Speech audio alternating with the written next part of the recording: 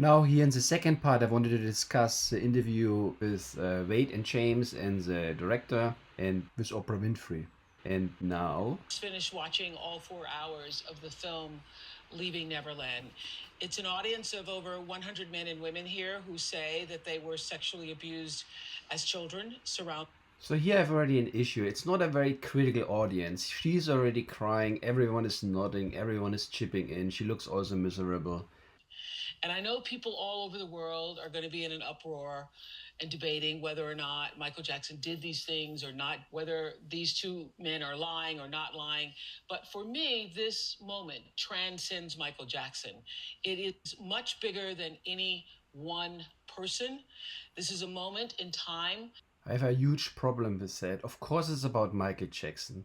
They're blaming something horrible on Michael Jackson. They're destroying his legacy. You can't just make a bullshit story up and say it's for the greater good. I'm shocked to hear that. Did you know you were being abused and you were just defending Michael? When did you start to know that it was abuse? Yeah, at that point, when the abuse started, and when I was 11, even when I was 22, and later.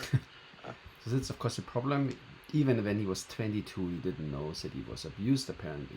I had no understanding that what Michael did to me. So he can remember what he did when he was 2 years old, but he doesn't know what abuse is when he's 22. Part of him, telling me that we'll be together forever, and it was like it was an It's a action good to sort suffering of look. solidify our love. I was getting a little older, and I was a little more insecure about my position, so it was sort of reminding me that we'll always be together. It's about the rings and vows. So that's. But I asked the question because I think so many parents. I remember when. So whenever they are a little bit stuck, Oprah Winfrey is helping out and coming up with some other story. So they're all already in the same mindset. There's nothing critically happening here at this moment. Right. I would sleep for 2 hours and I'd wake up and my body was buzzing, and I'd be up all night. And I hated myself, and I don't know why. He also wedges, space between you and your parents, you and the rest of the world. He works very hard at that. So it's you and him against the world, not intense love, combined with the world's intense love for him, is overwhelming. I mean, for a kid, it's just Asymmetric shoulder shrug. This is also an indicator that he's not fully certain about what he just said. It's an indicator of being not truthful. You all use the word freely now as adult men, but when did you start to think of it as abuse? It wasn't until Wade came out. I was really suffering. I couldn't sleep at night. I would sleep for 2 hours and I'd wake up and my body was buzzing, and I'd be up all night. And I hated myself, and I don't know why. It's Asymmetric shoulder shrug. Why do I hate myself? And this intense feeling of hate. Acting, storytelling. You don't understand it. And then when I see Wade come out, you go, bingo! So that's not a good explanation. He's already in his late 20s when he came out or when he told the story. Now they're in their 30s, I think. At this moment, he's not blaming Michael Jackson for anything. He just doesn't feel good. He's miserable, which probably has to do with the really bad relationships with their parents. And now they're trying to find a blame. And instead of how people do it in their midlife crisis a little later, in their 40s maybe, where they reconnect with their parents and they let go of their superior feelings, they are very juvenile. They're actually getting back at their parents and blaming their parents for it indirectly because their moms get the blame now. Okay, but maybe there's a reason. Not good enough explanation to blame Michael Jackson here. And if there's a reason for this, now I can figure out what to do about it. So he's not blaming Michael Jackson at this moment. Michael Jackson's estate is saying about you now is that you, Wade, had tried to get a job working with his organization or going on tour. Why would you want to continue? Can you explain to people why you want to continue the association if you have been abused? So we have this heavy breathing out, and he's stuck. It's fake. I had no understanding of it being abuse. You know, I loved Michael. So it's always a bullshit answer. Whenever they are stuck, they say, I loved Michael Jackson. And this is the truth. And all the times that I testified and, you know, the many times that I gushed over him publicly in interviews. So he's just gaining time. He's still talking about how much he liked Michael Jackson. Because that's something authentic. He can always go back to this feeling. Whatever it may be. That was from a real place. So he's even admitting it.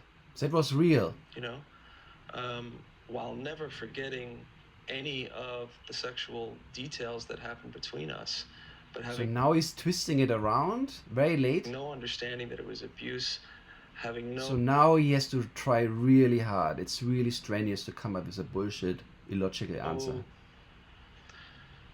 Heavy breathing out, fake suffering. concept in my mind that anything about Michael could ever be bad. Anything that Michael did was right. Okay, again, he goes back to something he knows, which is Michael Jackson is good. Would mean that I would have to question everything in my life. So it wasn't even an option to think about it. Stuck. Breathing out heavily, pretending to suffer. And a smile. Duping delight. Caught. Big liar. Michael was good.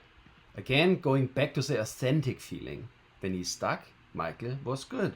Even when they want to blame him for everything, they always go back to Michael was good. Or it's a slip of the tongue. I don't know. So I was terrified as well. In the old interviews, he's not terrified. For myself as well, but also terrified for him. I loved him and I wanted to protect him. It makes no And sense. In my mind, up until whatever it was, 6 years ago or so, you know, I was going to take what truly happened to my grave. That's what James said in the other interview. They're borrowing each other arguments. They have a big pot of arguments and they can take stuff out of it, apparently. You know, they have no financial interest. Let me make that clear straight away in my documentary. They're not being remunerated in any way, neither are their families. I don't understand that. What's wrong with making a little bit of money when it's an HBO documentary? I'm sure they make some money out of it. This is a hypothetical financial interest. Yes, Really but when you hypothetical? filed the lawsuit in, 2014? 2013. 2013, you were looking for financial... Well, what it's about was I was trying to figure out. So here's gaining time. He wants to go back to the argument about the platform, and now he can't come out with the argument immediately about the platform because people would recognize it. He has to gain some time and disguise it.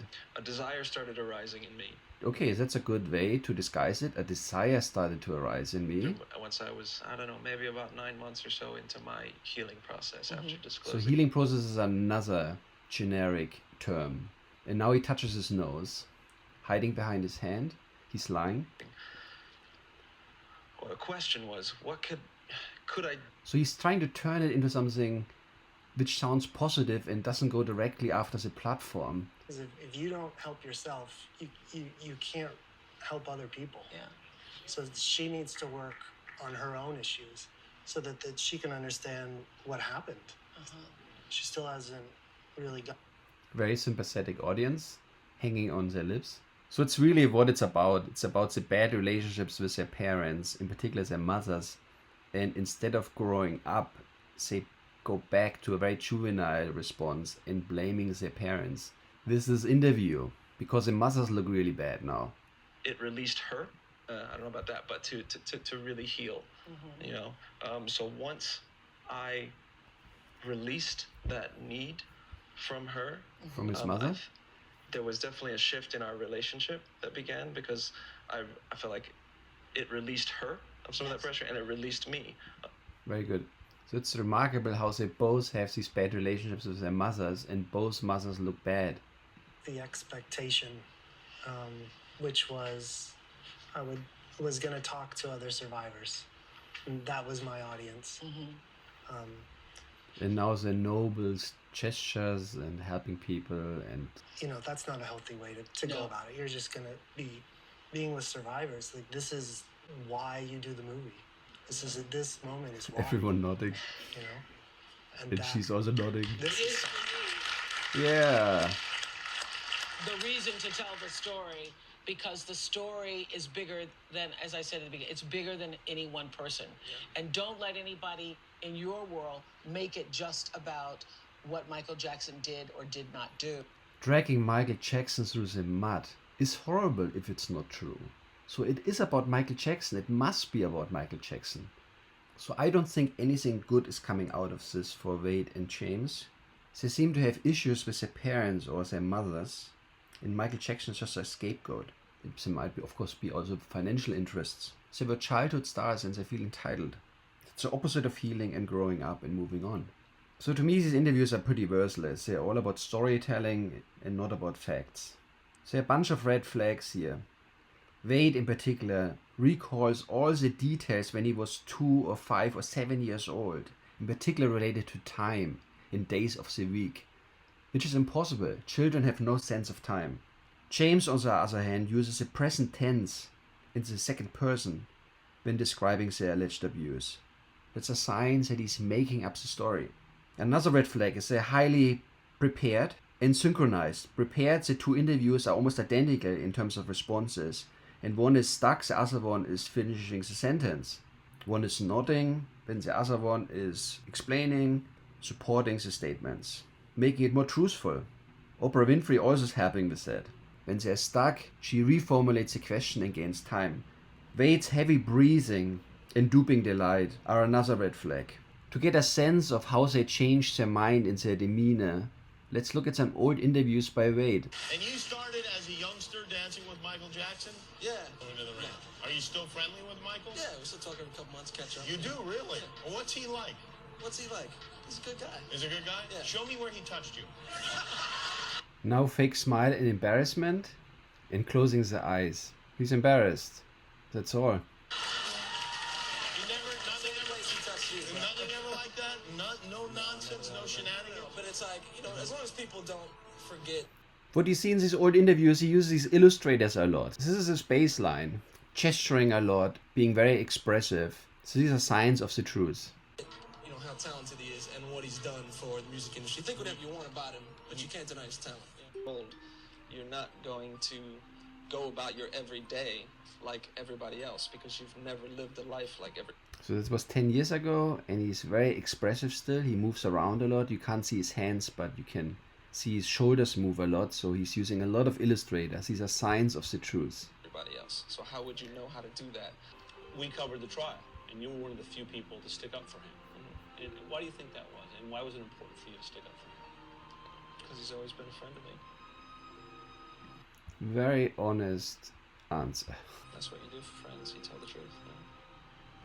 I can't speak for him, but it would be an absolutely painful thing for anybody to go through.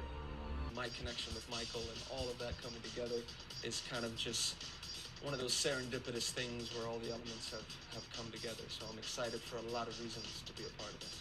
So he had a lot of nice things to say about him and used a lot of illustrators. But I'm starting on Cirque du Soleil Michael Jackson show. So it's the equivalent of the Beatles Love show that they have, or the Elvis show, but for Michael, which is exciting and terrifying all at the same time because it's such a huge responsibility. But that was why I took it on. Michael was such a huge part of my career and life. We were friends for 20 years before he passed, since I was 7. So it's an opportunity. So there's no fear in his face, yeah? So he always described in the later interviews how fearful they were. If they said the wrong things, that their lives would be over and so on. There's no sign of it in their faces. Just pure admiration for Michael Jackson. Opportunity for me to give back a little bit to. And how do we know that they say the truth? Because I lose a lot of illustrators. It's all congruent. The body is congruent with what they're saying. Eyebrows are moving, hand is illustrating. In Wade's latest interviews, he's very still, he hardly moves. He tries to look elegant somehow. That's to cover it up. To his legacy is such a big part of his legacy, and to. Personally, I don't think Wade and James are telling the truth. The old interviews all flow naturally, the speech and body are congruent, while the new interviews are all staged. And very different from the baseline, how they used to be, or Wade in particular. Okay, I might also do some Michael Jackson videos in the future. Not sure yet. Hope you liked it, and talk to you next time. Bye.